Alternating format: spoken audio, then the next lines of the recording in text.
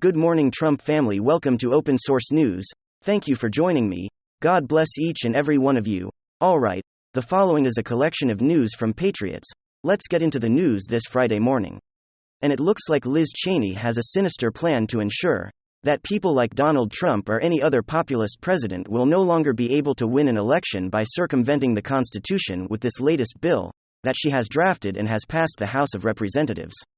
This comes on the heels of the failed H.R. 1, where it was a federal takeover of state election procedures throughout the United States, obviously an overreach from the federal government to ensure that they could put in place things like ballot harvesting, all mail, a universal mail-out ballots, and of course, counting for weeks after the election is complete, and accepting ballots until the winner is finally decided by the ones that are coming in late. See, this is what their plan is. And because that first one, H.R. 1, failed in such a disastrous way, they decided to go ahead and use Liz Cheney's bill here. And of course, they can some of those provisions that they would be able to utilize in upcoming elections as early as 2024. I spoke about this earlier this week, talking about a quote from Rush Limbaugh, back in the day, where he talked about Democrats want the ability to be able to, they never want to participate in elections, because they can't run on their ideals. They have to use aversion and other things in order to try to win elections, or by brightening out, just circumventing the whole process. And Russia was right. They want a one-party rule where they don't have to answer in elections to the representative, to the constituents that they claim to represent. They don't want to have to deal with any of that stuff. And so what they're doing, they're trying to put in place into the election systems now in a way where they don't have to worry about campaigning, or going out there, kind of like what Biden did. He didn't really campaign, he was hid in a bunker most of the 2020 election cycle and let the media do the work for him. Democrats want to continue that same type of model. We see that happening right now, Arizona, where Katie Hobbs refused to come out and face Kerry, like we're seeing that in Pennsylvania, where Josh Shapiro refuses to debate Doug Mastriano, and we see it all over the place. We don't see these people wanting to come out and actually have to defend their ideals or their ideology, because they know it's unpopular. Well, come now. This is the bill that the Liz Cheney decided to go ahead and introduce. House passes Liz Cheney's Trojan horse election bills, enabling Democrats to take over the ballot box. This should be very concerning. This is coming to us from, I believe, the Federalist here. The House of Representatives passed legislation on Wednesday to overhaul the 1887 Electoral Count Act and rewrite election rules to benefit Democrats in presidential contests. The bill, proposed by Senate by Wyoming Representative Liz Cheney and Representative Zoe Loke Green, a Democrat from California, who is under Cheney on the January 6 committee, reforms 235-year-old law to narrow the grounds for objections to presidential electors and open the door to late-day voting. Cheney's Presidential Election Reform Act became the Democrats' answer to their failed effort to override state election laws with H.R. 1, with Senate Republicans blocked last summer. The legislation carries some of the same provisions of the Doom election bill at the top of Democrats' congressional agenda. Just 9 Republicans supported the bill, all but one of whom supported President Donald Trump's second impeachment, or either retiring or have lost their primaries. New York Representative Claudia Tenney, who co-chairs the Election Integrity Caucus, condemned the bill.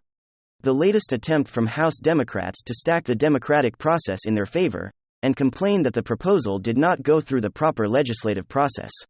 This text was only released days before Wednesday's vote and received no bipartisan hearing. Our markup in committee is nothing more than a partisan messaging bill intended to score cheap political points weeks before an election. Tani said in a press release outlining the legislation as laws. The bill broadly defines a catastrophic event, which could be used to extend balloting for up to 5 days after the polls closed in presidential elections, so they can come out and say the flu is now a crisis. And we have to extend all voting for an additional 5 days or whatever they want. The weather is too cold. So it's a crisis. Now we have to extend, right? It also tramples on the core principle of state sovereignty, and directly contradicts the United States Constitution. The legislation also create broad private rights of action and a backdoor to empower Democrat election lawyers and partisan over-operatives. The Congresswoman from Central New York called on her colleagues to outlaw the private takeover of elections through Zucker bucks, and boost security at the ballot box. So they're going to do whatever they can in order to stop President Trump and any other Republican that they want. And remember, it's okay for Democrats to challenge whatever election they won, They can challenge the electors, they can have alternate state electors, they can do whatever they want, they can sit there and pressure or even threaten electors who weren't going to cast their ballot a certain way. That's okay for Democrats to do, that's okay for the media to do, because it's different when they do it. They're protecting democracy, as they call it. Democracy, in this sense, is the death of the republic that we know. And that is what they want. They don't like the Republican, public democratic process that we have instituted here in the United States, and they work feverishly to destroy it. People like Liz Cheney, and others. And, well, now Joe Biden's comments age even more poorly. This is exactly what we've been saying. Joe Biden claims that the economy's fine. Inflation's no big deal, min. Everyone's acting like it's all crazy. But look, inflation went down. He says it went down 0.2% even though core CPI is up 0.6%. And that's actually the inflation that matters and really affects people, because the major CPI number shows energy prices. The core CPI shows everything that people spend money on, goods and services. And now we're seeing a transition from high energy and food costs to high everything costs. Joe Biden downplays the whole thing and claims it's no big deal, man. He said that 2 days ago, or maybe 3 days ago. And look, I don't know who's consulting the sky or if Joe Biden is just kind of winging it. But how incredibly stupid and tone-deaf, such bad optics to be saying this a couple of days before the Fed meeting, where it was nearly guaranteed that there was going to be a 75 to 100 basis point rate hike, which was going to continue to send stocks further plunging, almost meeting the all-time low. And we're probably not even done with the economic or market pain just yet. I mean, the timing on this is just so stupid.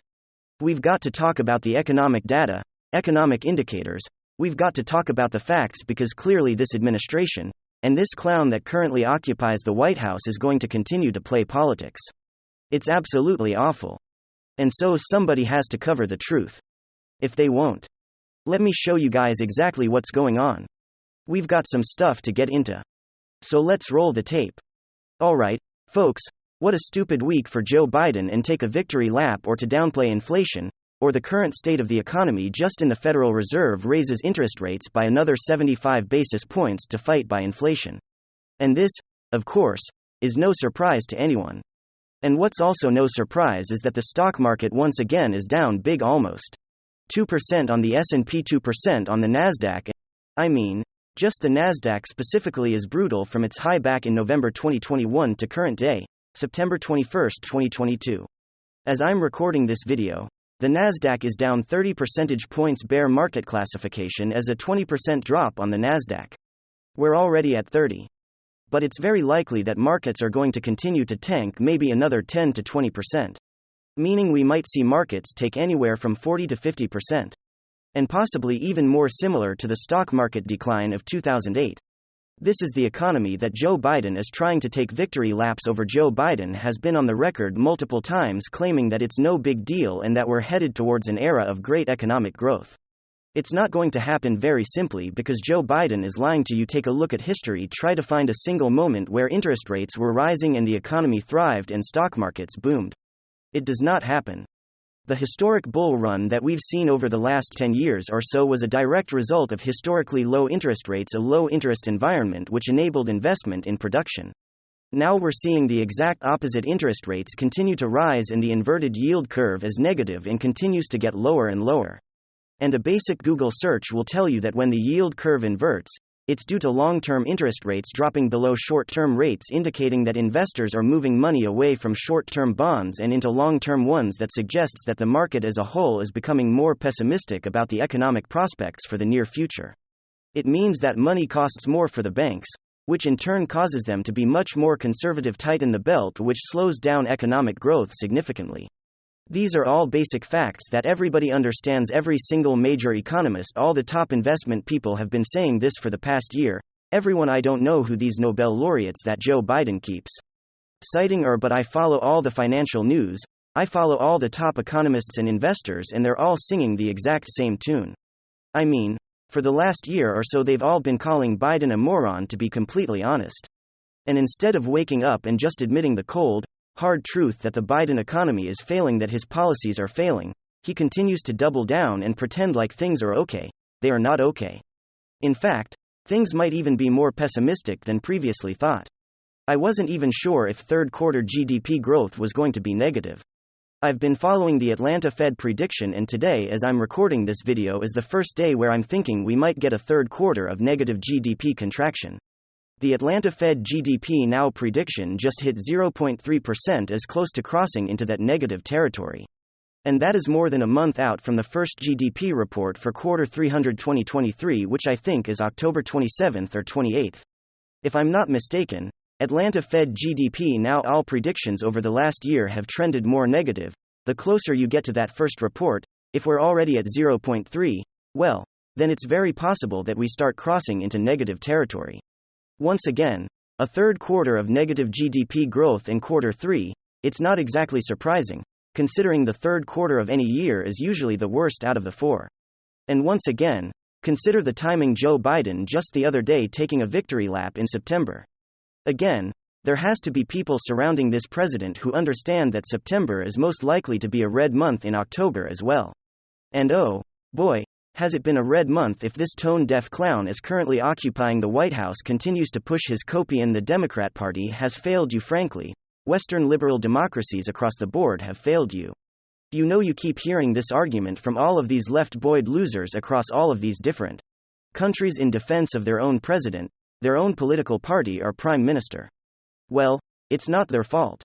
It's happening all over the world. Yeah.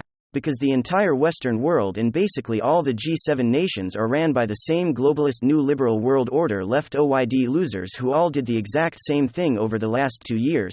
They started the inflation crisis, they continue to make it worse with every single decision, all of their fiscally irresponsible policies and spending packages, their attack on energy with no real solution or backup plan.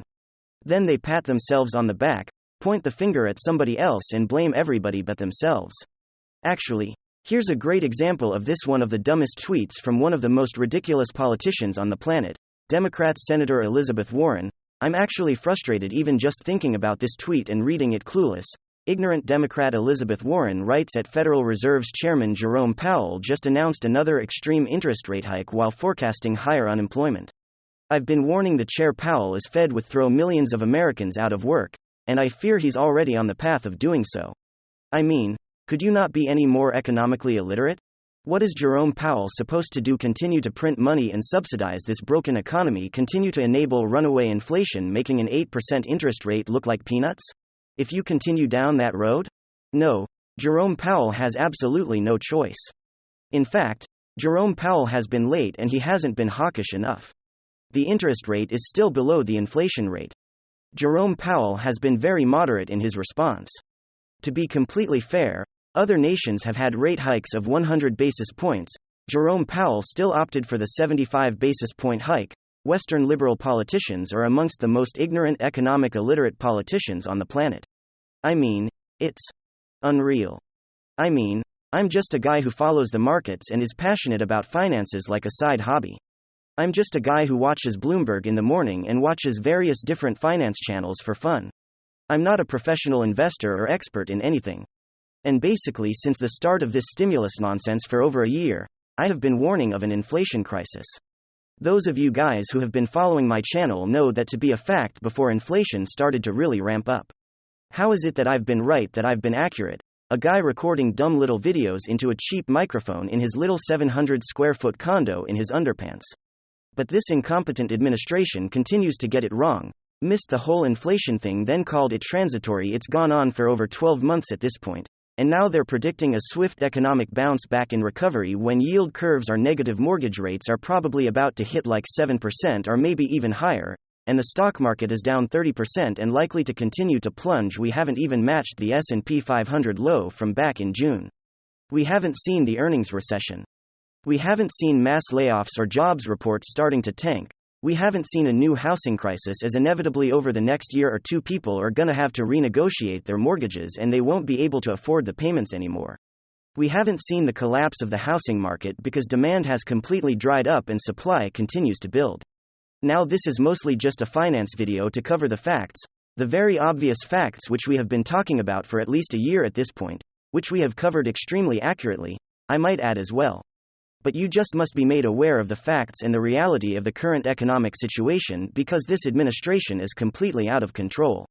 They are lying and they are pushing hopium and copium. And anybody following Joe Biden's investment advice is very likely to get crushed. Protect yourself, folks. Inflation is here to stay for a little while longer. We are not in a period of growth and economic recovery. Quite the opposite, the writing's on the wall, and there is most likely more pain to come. But of course, at the end of the day, we'll just have to see exactly how this whole thing plays out. Thank you very much. WWG1WGA. Give me your thoughts below.